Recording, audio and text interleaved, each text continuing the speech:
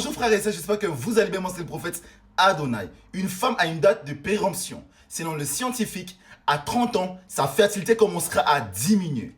À 35 ans, elle aura des grossesses à risque. Et à 37 ans, début de la ménopause. Contrairement à un homme qui lui reste fertile jusqu'à sa mort. Même à 100 ans, il peut toujours avoir des enfants.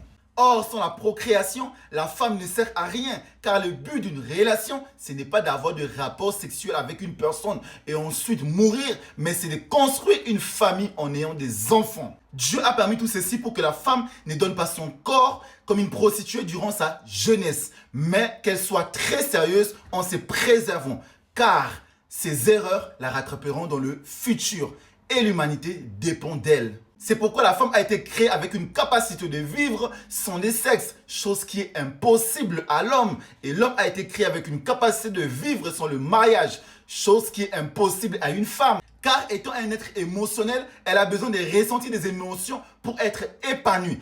C'est pourquoi le mariage est bénéfique que pour la femme et non l'homme, car il ne gagne rien. Voilà pourquoi Dieu attend beaucoup de la part d'une femme concernant les relations amoureuses. La femme n'a pas été créée avec une liberté de faire ce qu'elle veut, mais de vivre pour l'homme et dépendre de lui, afin d'être épanouie. Genèse chapitre 3, verset 16. Contrairement à Adam qui a été créé avec une liberté de vivre selon ses propres choix. Mais oui, Ève n'était pas libre. C'est pourquoi Dieu lui avait imposé Adam sans demander son avis. C'est la raison pour laquelle toutes les actions d'une femme sont destinées à plaire et à satisfaire un homme.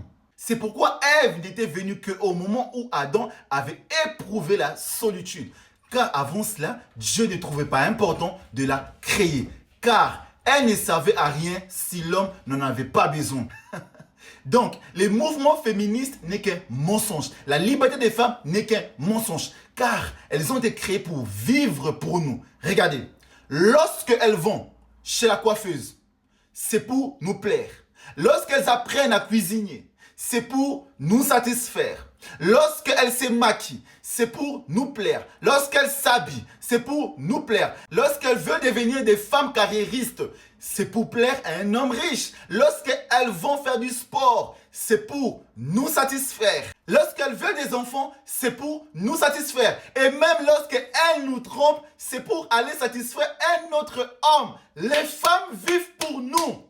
Même le mouvement féminisme a été créé pour que les gouvernements se fassent plus d'argent. Oui, car avant, c'était simplement un homme qui allait travailler. Mais maintenant, deux personnes vont travailler, l'homme et la femme. Donc, plus de taxes et plus d'impôts et les gouvernements, ils sont encore plus riches.